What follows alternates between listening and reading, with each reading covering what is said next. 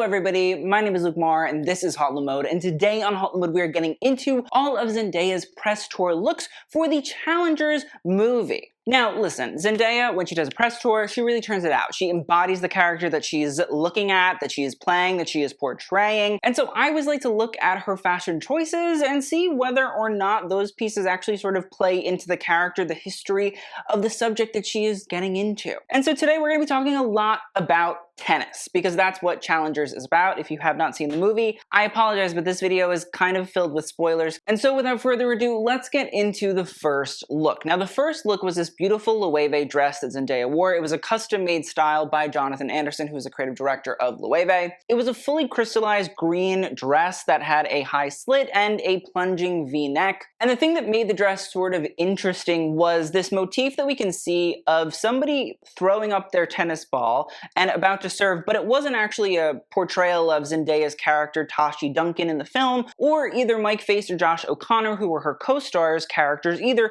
It was a shadow of a person that we couldn't really see throwing up this tennis ball. Now the other issue is when this look first came out during the Sydney premiere, everybody and their mother was like, I'm tired of Zendaya doing the method dressing, it's really boring, I don't really care. And my issue was, listen, back to back Zendaya had done Dune 2 and had really turned it out in portraying her character and portraying the aura of the world of Arrakis and things like that. And going right into another press tour is a tough job, and like, I have to say that. The other thing that we really need to think about is the fact that the Challengers press tour was supposed to happen before the Dune 2 press tour, but because of the SAG-AFTRA strike, in reality Zendaya couldn't do it, so she had to do it after, and they released the movie after the SAG-AFTRA strike went out. So in reality, it's not really her fault that it felt like we were getting back-to-back-to-back sort of moments of fashion and method dressing and Zendaya. Not that I'm complaining, I like back-to-back Zendaya. But now people were kind of uninspired by this look, but what I will say is if you look at imagery of tennis players from their big sort of moments like Roger Federer or Serena Williams, while they're on the court, there's a lot of times where the sun is beaming down on them, and so photographs actually show them playing, but there's shadow right behind them. So I think that that's what Jonathan Anderson was going for, and sort of looking at the surrealist element of playing tennis. Instead of you're looking exactly at the subject who is hitting the ball, rather you're looking at the shadow that is following that person. Jonathan Anderson also likes to do these trompe-l'oeil motifs. We saw them in the fall 2022 collection. Beyonce wore that beautiful sort of armed, gloved, manicured style for her Renaissance tour. But in the same fall 2022 collection, we saw prints of actual clothing pieces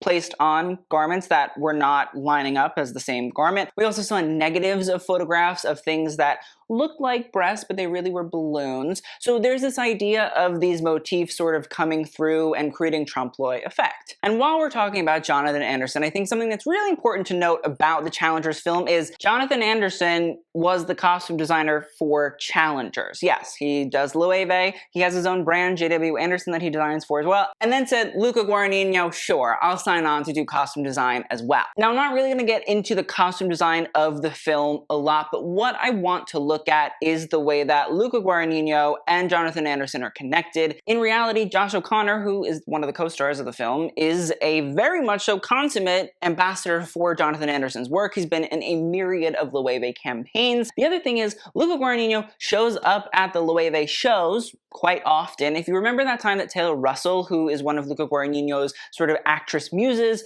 she actually showed up wearing that big metal fake jacket that, again, trompe-l'oeil and this idea of things looking like things that they're actually not. But when Taylor showed up and took off her jacket, she sat next to Luca. And there was an interview between Luca and Jonathan as to why Luca picked him, and he said that there was a show a few years ago, I believe that it's from 2019, and Luca was really inspired by Jonathan's work and wanted to work with him on some other project. It didn't end up working out, and so then when Luca signed on to do this, he was like, oh, I want Jonathan to help me. And Jonathan was like, sure, I love that. And now I will stop talking about Jonathan Anderson and Loewe and Challengers and Zendaya for a minute, but what I also want to note is the fact that if we look at Jonathan Anderson's Loewe collection specifically, we can see little hints, little Easter eggs of his Challengers sportswear coming through. We can see in the spring 2022 collection, which would have been shown during 2021. The film, I believe, was supposed to be shown at the end of 2023, but it was filming during like late 2022. We can see that Jonathan actually created these oversized sort of tracksuit styles. And then for the spring 2023 collection, Jonathan showed a bunch of mini dresses that actually were all polo dresses. They had polo collars, they had little polo plackets with their buttons there. So Jonathan was sort of subtly hinting at this idea of sportiness, this idea of tennis wear in his collections, just a little bit. The next look we'll discuss is one that really sort of set Zendaya off in terms of the Challengers premiere. It is from the spring 2013 collection, and it was pulled by her stylist, Law Roach, who I think is very smart and very much was a part of the method dressing that Zendaya does for her films and press tours. And what it is a green and white checkerboard motif sort of dress jacket. It has buttons down the front, it has a collar, it sort of plays into this idea of tennis polos, but not exactly. And it has white and green. I mean, listen, if we think about tennis, it was historically a lawn sport. Still, a lot of the time, it can be. But there was a lot of green and white lines that set the perimeter of what the boundaries of the court was. So I think that's why we see a lot of green and white throughout this whole press tour. But what I also would like to talk about is the fact that this checkerboard is very signature to Louis Vuitton. Now, listen, this is called the damier to Louis Vuitton, which is a French term for checkerboard. And it was a signature motif of Louis Vuitton. Sorry, I'm not saying Vuitton, but Louis Vuitton in the late 1800s when he was really becoming very prominent. The thing is, all of his trunks, because he was originally a trunk maker, you can watch our Louis Vuitton history video if you want to really get into the history of LV, but he was a trunk maker and people kept knocking off his trunks. And he was like, you know what? I respect it. I appreciate it. That means you like it. But what I'm going to do is I'm going to make my own motif so everybody knows that this is a Louis Vuitton sort of motif style trunk. And so we came up with this checkerboard, the damier. Normally it's in dark brown and light brown, but Marc Jacobs, the former creative director of Louis Vuitton, actually came up with this damier style that referenced the 1960s and colorful prints and motifs. And so that's why you see this style come about. But what I think is really, really smart about this look is not only the green and white, that's very obvious, that's very easy. Law Roach is a smart dude. And so here's my thing. I'm pretty positive that Law Roach, throughout most of this press tour dressing, is referencing the history of tennis in different facets. And one of the earliest facets of tennis culture, society, is it was a sport for the leisure class. It was a sport for really, really, really, really, really rich people. It also was a sport that was one of the first that women really were allowed to sort of do as they were getting into sporting styles and sporting fashions, even if the earliest sporting fashions weren't exactly sport active or sport helpful. And so I wonder if Law is referencing the packing culture of these big old Louis Vuitton trunks. The thing is, women would pack their trunks and they would go on trains, and they were women of leisure classes. In order to have a big trunk like that, you had to have money. It costs a lot of money to get an LV trunk. The thing is, LV was the trunk maker to the Empress Eugenie in France. They didn't cost $5, you know, build me a trunk. No, no, no. They were expensive. And women that had these big multi-trunk styles also were women that had money as they traveled on trains or traveled on carriages, because in reality the earliest LV trunks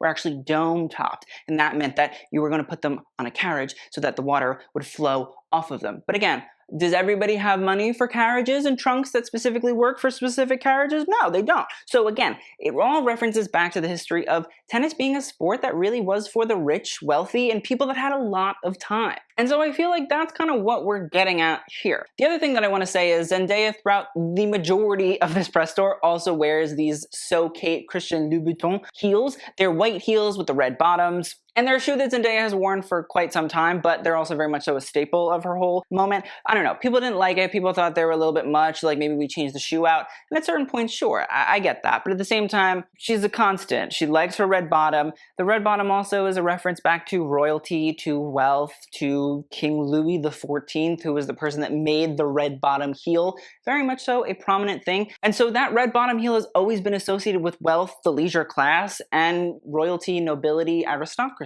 So while yes, she's wearing a cute, very chic, Marc Jacobs for Louis Vuitton sort of style from a vintage collection.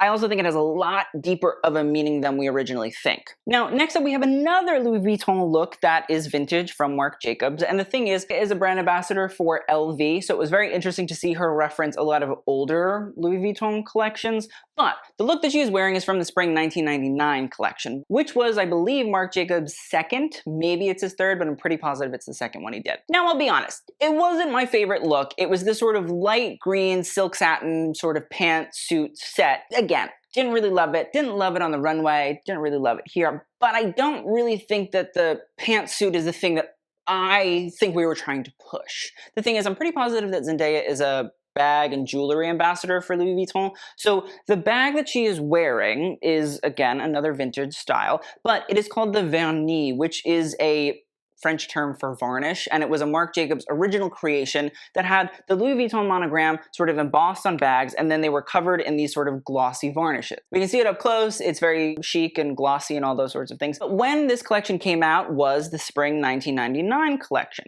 and the ad campaign that followed it is what makes me think that is the reason Law Roach and Zendaya wore it. And so the ad campaign is kind of looking at this idea of, from my understanding, the 7 deadly sins. So what we see a lot of in this ad campaign is like women, the models, fighting over these bags, the vernis specifically. In one of the images, we have one of the models holding it and also holding the other model's hair back as if she's like pulling it off of her because the other model seems to be grabbing for the bag. The other thing that we see is this sort of little moment of 3 of the models together. One of them is covering the eyes of the other model, and then one of the other models has garden shears and she's trying to cut the bag, the strap of the bag, off of the other model so they can steal the bag. I don't know. This little scene specifically of the 3 together reminds me a lot of the Challengers and this sort of love triangle between Art, Patrick, and Tashi. Specifically, again, spoiler, apologies, the scene where Zendaya sort of sits back and lets Art and Patrick sort of make out, and they both think they're making out with her, and they're not. And it's this idea, again, of manipulation, this idea of lust, this idea of all these sort of things coming together. And so that's why I think that Zendaya really did this sort of moment. And if I'm wrong, but I like this conspiracy theory a la Zendaya's fashion, so I'm gonna roll with it. Now, next up, we have another Louis Vuitton look, and it's a custom white gown by Nicolas Ghesquière, who is the current creative director of women's at LV. And it's based on the spring 2024 collection, which had these sort of belts that wrapped around the models and these beautiful flowing chiffon skirts with these sort of lettucey hems, and that's why they're sort of frilled at the bottom. But we can see that Zendaya is wearing an opaque bodice. Now, the thing that I think is really significant about this look is this idea of the all white. Tennis, again, leisure sport for the wealthy. What is a color that the wealthy wear a lot of and is very expensive to maintain? The color white. And so tennis, throughout its history, even dating back to the 15th century, before tennis was even tennis, it was called the sport jeu de paume, which I don't know really what that means. Play de paume, play, I don't know. It means something in French. But what it was a sport that the wealthy played indoors, and they wore all white. The thing is, when you play a sport, you're gonna sweat in your all white and it's gonna be very visible. Wearing all white was something that was really expensive because somebody had to launder all of those clothes in order to make sure that they were in pristine condition. And as tennis evolved, which eventually I believe it's in the mid 1800s, it became tennis and a lawn sport specifically, the idea of wearing all whites or tennis whites continued as the very appropriate style of dress to wear in order to play the game. And now we can see that there is a style from the 1890s where a woman is wearing a full white shirt, white bow tie, white jacket, and white full-length skirt to play tennis outside. Both men and women wore these full white ensembles. Again, here we can see a picture of a man actually wearing a tie, so the tennis styles have changed as well. And women would wear full sort of white styles even into the 1920s and the 1930s. But I personally think this idea of this full white beautiful gown is probably referencing that late 19th century sort of aesthetic, style, and length of tennis gear. It's just that now we would most definitely associate that not with playing a sport, but rather evening wear, gowns, things that are more appropriate for specific special functions, not sweating our ass off playing tennis in the hot sun. Again, I think it's just really, really smart, and also, I love the Bulgari jewelry. I think it adds that nice, beautiful little necklace drop moment for Z. Now we have another Loewe look that follows, and it is this sort of tennis dress in a silver sparkle style. A lot of the sparkles from Loewe probably have to do with some of the more recent menswear and women's wear collections, which featured polo shirts that were fully crystallized. Again, sort of updating, sort of luxuriating this idea of a more sporty sort of shirt style. And so Zendaya is wearing this little tennis dress. It has a pleated skirt and it has a very deep plunge with these sort of black striped markings both at the hips and also at the neckline.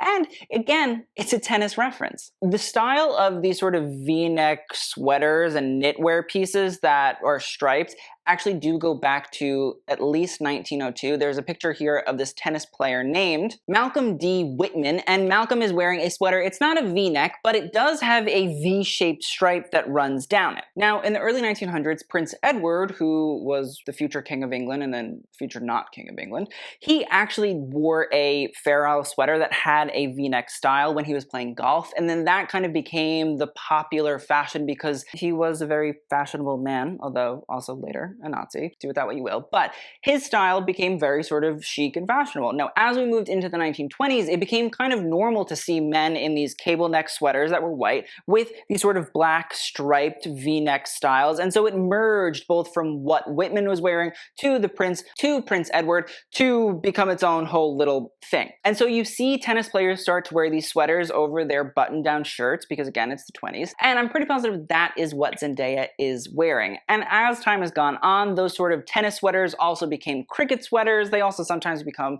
golf sweaters, and they've merged into a little bit of a collegiate Ivy League style. Now, as for the pleated skirt, I'm pretty positive that came around in the 1920s. I'm not super positive, but I do know that there was the world-famous women's tennis player named Suzanne Lenglen, and Suzanne was a wearer and friend of Jean Patou. Patou was sort of, in the 1920s, the maker of chic sportswear. At the same time that Paul Poiret was doing his very Orientalist-inspired pieces, Jean Patou got into sportswear as women were requiring more and more active clothing in their lives to play sports or just to live. And so when Suzanne Lenglen came out, I believe it's 1921 is when she first wore it, she wore this sort of short sleeve shirt and a pleated skirt that didn't cover her legs entirely, and it was kind of like radical at the time. And so over time, the pleated skirt became the signature skirt style and technique that women would wear when they were playing tennis. And while Zendaya's skirt is a lot shorter, it's because over time, more and more people became aware that a shorter length would give a little bit more access to movement so that somebody could actually play the game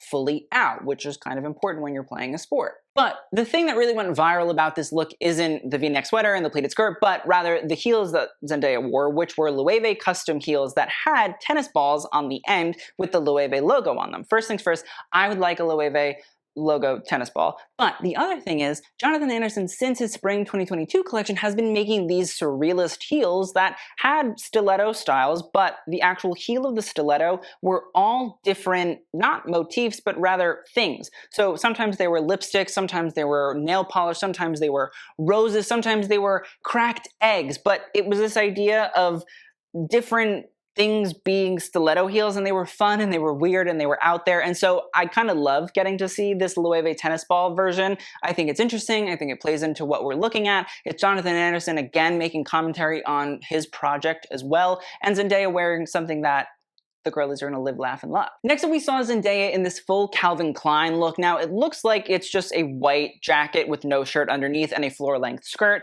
but what is really interesting about it is this isn't made out of cotton, it's not made out of wool, it's made out of leather, and I think that's actually kind of amazing that you really can't tell unless you look up close, and even then, it's pretty tough to tell that it's leather. But here, I feel like, again, we're seeing a lot of referencing to late 19th century tennis wear. It's that long blazer. There's no shirt underneath, again, because we're a little bit more modern, but full-length, floor-length skirt as well. And seeing as Zendaya is a Bulgari ambassador, we see the Serpenti Viper necklace as sort of almost like a tie in a weird way, just there's no shirt. And so I wonder again if we're seeing that reference to old school styles. It's really interesting the silhouette of the necklace chosen here because it does sort of stroll down, it does wrap around the neck. Again, it's almost like a tie, which would have been something that people wore in the late 19th century when they were playing tennis, specifically women. So, I don't know. I loved it. I thought this, I don't know. I really enjoyed this. I thought this was fun. I like it. I liked it a lot. Now next up, Zendaya wore a full custom Thom Browne style. It is a halter neck dress, and we can see that it has floor-length styles, a pleated skirt, and it has a big slit. What I also think is really, really interesting is if we look at the 1930s, there seems to be a lot of referencing and silhouette going on there. I'm not sure exactly what it's getting at. I mean, of course, like women's tennis in the 1930s was a thing, but I would say maybe more 20s is like the important sort of era of women's tennis compared to the 30s, but I could be wrong again, not a tennis historian. But it's just something to note. That's a silhouette that seems to be channeled a lot. But what I do think is really, really fun about this whole moment is Thom Browne is actually very much so a lover of sportswear, of sporting styles, and tennis specifically. First things first, Thom Browne did do a tennis-themed collection for his spring 2009 menswear collection, so much so that they built a set of a tennis court. We can see it here. And this idea of crossed rackets was referenced in embroidery, and so I feel like that's what we're seeing a lot of when it comes to Zendaya's crossed racket motif that runs throughout this full dress. We can also see in the Resort 2018 lookbook from Thom Browne, women's wear, there is those cross rackets both done in embroidery and this idea of like tennis styles, whether it's little headbands or this idea of the red, white, and blue, very collegiate inspired motif of Americana and Ivy League and things like that going on. That's very much where Thom Browne gets a lot of inspiration from. Thom also says that he did play tennis when he was younger. It was between tennis and swimming, and he picked swimming as sort of the sport to do, but he went to Notre Dame and he swam, and he's very much so into this idea of sporting culture through Americana. So much so that there's literally a Thom Browne, quote, tennis pro shop based in the south of France. It's this place called Epi. It's like a private tennis resort, and Thom Browne has set up shop there. I'm pretty positive that they like sell tennis attire and things like that. What I particularly love about this dress though is the fact that where we can see these long pleats, I love obviously the red, white, and blue at the bottom. I love the tennis sort of motif and the fact that this dress is fully sequined, but I really love the mesh vents that are going in between each of the pleats. I think that that's just like that subtle little bit of smart detailing that sort of changes this look compared to all the others. Not only is it referencing certain silhouettes, not only is it going tennis, but using that very sporty, very sort of sport technical material, which is that mesh, which you would see more on like a basketball jersey or something that you would wear in a sport sort of world. It's that really subtle, smart, detailed thinking that I think adds in all of this excitement to the styling of the press tour looks. Another great moment was Zendaya wearing this Vivienne Westwood moment. Now this is from the spring 1994 collection titled Cafe Society. And we can see that Zendaya is wearing a waistcoat with white, blue, and black stripes. And then she's also wearing this little short skirt that has a, I believe, feather sort of pom-pom at the back, which is actually meant to represent the bustle. Now, Vivienne Westwood for that spring 1994 collection titled it Cafe Society. If you don't know what Cafe Society is, essentially during the late 1800s, the French sort of had this really, again, leisure class that didn't really have a lot to do during the day, so they would go and they would sit at cafes, and they'd sit outside and they'd be leisurely and they'd be rich and they'd be aristocracy and they'd be just mulling about doing nothing. And so because they had all to do, they called it Cafe Society. And so I feel like, again, Law is referencing a lot of this idea of where tennis comes from and the society and culture that it was embedded into. The other thing is, like, if we think about the cafe element, they would go to all these little coffee shops and they would sit there and they would enjoy themselves. But what's really crazy is in the early 1600s, when coffee first came from like Morocco into France and specifically Paris, and so this coffee shop that opened was across from a church, but at church was also right next to, you guessed it, a tennis court, because in reality, tennis has been around since the 1500s, and so in the 1600s, what people would do is they would go to the coffee shop and then they could watch the tennis from across the street. Isn't that crazy? Isn't that nuts? Yeah, so it's all connected. And so if we look at Cafe Society, when it really kind of started, it started more in the 1700s, and it was when Louis XVI, Louis XIV, Louis XV were around, and a lot of the time they would have these sort of very like salon-like styles where you were inside a palace or an estate or things like that, but people's heads got chopped off. Cafe Society and the leisure class sort of moved into these little cafes, and they would wear full late 1800s regalia, whether that was bustles or crinolines or these tight wasp-waisted jackets and things like that. And so that's where Vivienne Westwood comes in with the Cafe Society collection. She obviously like modernizes the style, but we can see that Zendaya is wearing a little sort of feathered skirt that is referencing the bustle and this idea of the bustle, this idea of tailoring, because that's what a lot of women's clothing during that time period was as well. It was a lot of tailored pieces. I think it was brilliant. I really there's so much of this is like very cool, very smart, very subtle, but it's there. Now, Zendaya wore this custom look by the sportswear brand On Cloud Running. But it's a sleeveless white polo top and a pair of shorts that have pleats in the front. It's kind of like a reference again to tennis whites and different sort of silhouettes throughout the different decades. But what this is actually a recreation of a look that was worn by none other than the tennis legend, Althea Gibson. Now, I don't have Althea Gibson's like full tennis history down, but I do know that Althea Gibson was a young black woman that was playing tennis in the mid-40s, and she was playing within black tennis leagues in the United States. But at a certain point, I believe probably late 40s, early 50s, what happened was she wanted to play in the other sort of tennis leagues. And in order to get into sort of tennis nationals, to play at the US Open, things like Wimbledon, what you had to have was certain points and certain wins accumulated at different tournaments. But because in the United States, segregation was the law until 1965, what happened was a lot of these white-only tennis clubs and country clubs wouldn't allow Althea Gibson to play. But even though they had these rules that were, you couldn't be discriminating against people because of their racial identity or ethnicity. Now, through the pushing of Althea Gibson, her team, the ATA, which is the American Tennis Association, which was the oldest black, I believe, sports organization in the United States, and also other players, specifically other women players throughout the sort of tennis world, Althea got invited to go and play at these different white country clubs, which at the same time that Jackie Robinson was sort of coming around and sort of playing baseball and breaking down this idea of segregation, Althea Gibson was also doing the same thing. In reality, we have to think about it, like, that shit must have been very difficult. I can't even imagine. Like, that must have been very, very difficult to go and play in these spaces.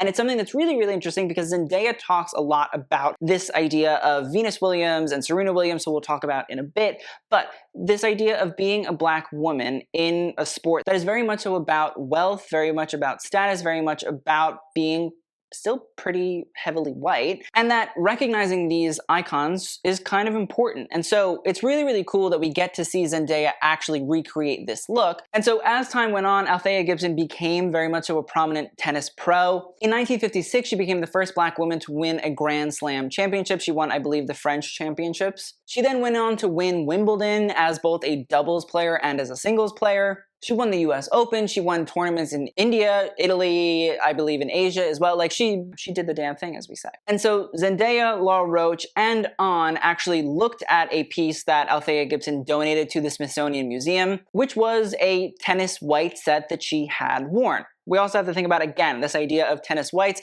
Althea played in this, and it's in beautiful condition still to this day, so like obviously she was taking care of it. We like to see that. And we don't actually know who made this specific Althea Gibson set, but it's assumed that it was black seamstresses that were based either in New York or in different parts of the country, again, who are oftentimes not highlighted, so it's very cool to see that as well. Another interesting thing that I thought was the fact that the Swiss sportswear brand On Cloud Running was the brand that Law Roach and Zendaya chose to recreate this look. On Cloud Running is actually known for their sneakers specifically because they're supposed to feel like they are stepping on clouds. And I have worn On. I've actually worn specifically the On Loewe collaboration, which is really funny because, again, Jonathan Anderson has Art Donaldson, who is one of the characters in the movie, as a sort of On Cloud sponsored person. And then On and Loewe did a collaboration. Everybody was like, this doesn't really make any sense. But now that we think about it in the Challengers context, it actually absolutely makes a whole lot of sense. There also are some On Cloud tennis associations. Roger Federer,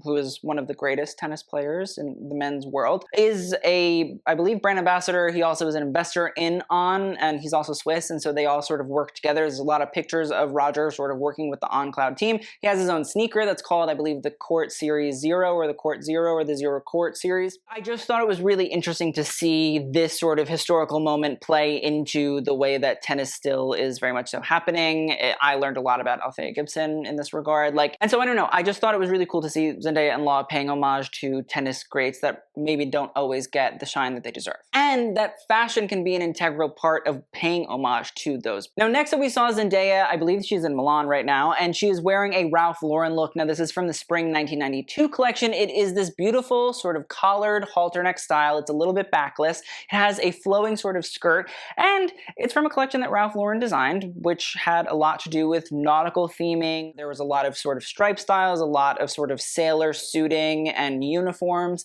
and again, plays into leisure class, plays into this idea of people that are very rich in what they do. They play tennis in the summer, they go sailing in the summer, they do golf, they do, I don't know, cricket, croquet, they do a lot. And also, the thing is, Cindy Crawford wore that look on the runway. Zendaya most definitely carried the look. It's very difficult, I would say, to follow Cindy Crawford in the supermodel era, and yet Zendaya does it ever so effortlessly, and I'm really happy to see it. And now Ralph Lauren, again, is a really interesting brand in the context of this whole experience. Ralph Lauren is a brand that built itself on this idea of WASP, collegiate, Ivy League, sort of upper echelon leisure culture. So much so that Ralph Lauren copied like the WASP brand, which was Brooks Brothers, and then recreated the Brooks Brothers aesthetic for his own brand, and then got all the WASPs to stop shopping at Brooks Brothers and start shopping at Ralph Lauren. And he's always sort of constructed this fantasy and idea of this WASPy, Ivy League element, collegiate style. And so it's intriguing to see that they chose this.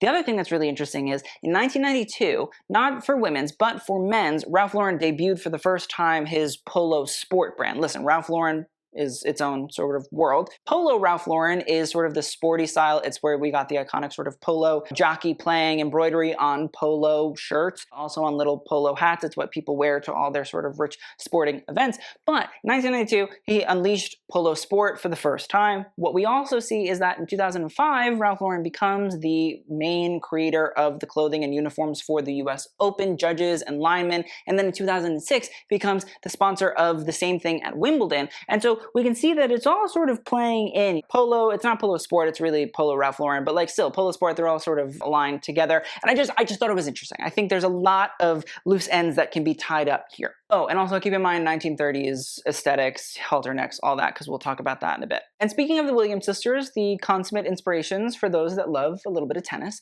Zendaya actually did post pictures where she is wearing this full white and black striped gown, and it's by Carolina Herrera. I believe that it's a custom style by Wes Gordon, who's the creative director of Carolina Herrera, and Zendaya is sitting on a couch in a beautiful sort of home. She has white sort of beads in her hair, sort of braid styles, but it's a reference back to a shot of Venus and Serena Williams when they were very young in Carolina Herrera striped dresses by Annie Leibovitz for American Vogue, where they also have beads in their hair. And so it is kind of apparent that Zendaya and Law are referencing the Williams sisters fashion-wise. Now, I'm pretty positive the shots of Serena and Venus come from like a 1991, maybe it's like a May, June, July issue of American Vogue. Now, Carolina Herrera for the spring 1991 collection herself did design white and black striped dresses. There are kind of a myriad of them throughout that collection, but Wes Gordon himself has also referenced those striped dresses quite a lot in his collections. We always see striped styles, whether they're black and white or black and purple, whether they're in sort of silks, whether they're in tulles. It's always very much so a part of the Carolina Herrera brand, and I think these images of Serena and Venus are some of the most iconic of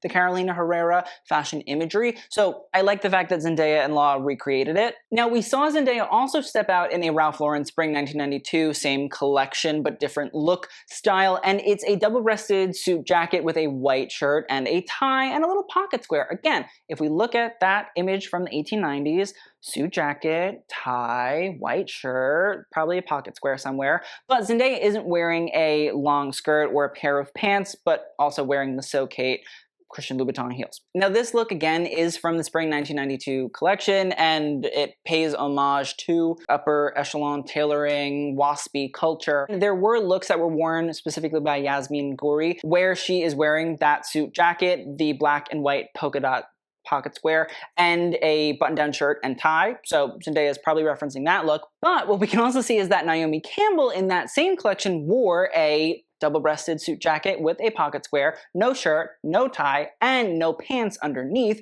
And I feel like we're kind of seeing a mixture of those two looks come together. Now, that collection also was inspired by the 1930s, specifically Greta Garbo, and this idea of women in that time period of the 1930s, sort of recreating what women's wear could look like, and it did not have to be frilly and super full length and restrictive and only had to be a certain aesthetic. It could look a little bit more menswear, it could look a little bit more tailored, it could look a little bit more sturdy, strong, things like that. And to tie it back into Challengers and Tashi Duncan specifically, what we see in that movie is like Tashi is the boss. Tashi is the person that wears the pants in the relationships that she is in, whether it is with Art, whether it is with Patrick. She is the one that they go to. They are wanting her affection, wanting her attention, wanting her to tell them what to do, which in reality means that you're a little bit more of the person in control. You're the person that runs that relationship. And so I just think it's really interesting to see that sort of play in here, that there is this idea of Greta Garbo reconfiguring gender roles,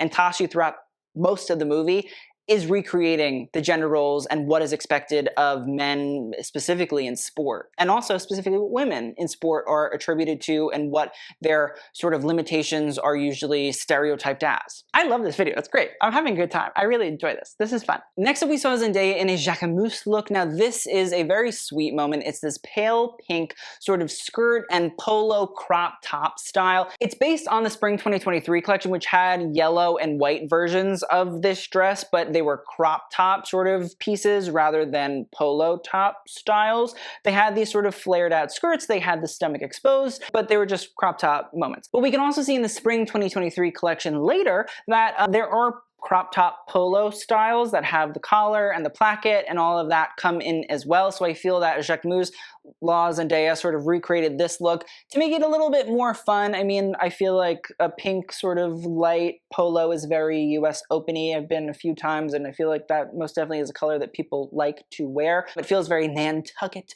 Hyannisport, Cape Cod, the Hamptons. It has that feeling to it. I love the headband. I love the matching shoe with a little bow on it. I love the fact that you have the sort of tie that comes down the center and just embodies this full look. It's cute. It's fun. I love it. So those are my ramblings on the Challengers press tour looks. I hope you guys enjoyed. I apologize if it's a little bit scatterbrained, but I don't know, there's a lot to look at, pull through, and I just wanted to talk about it. I thought it was fun. I had a good time doing all the research, and I feel like I learned a lot. So I hope you guys enjoyed. Please let me know if you have any thoughts, any theories in the comments down below. I will see you guys in the next video, and TTYL.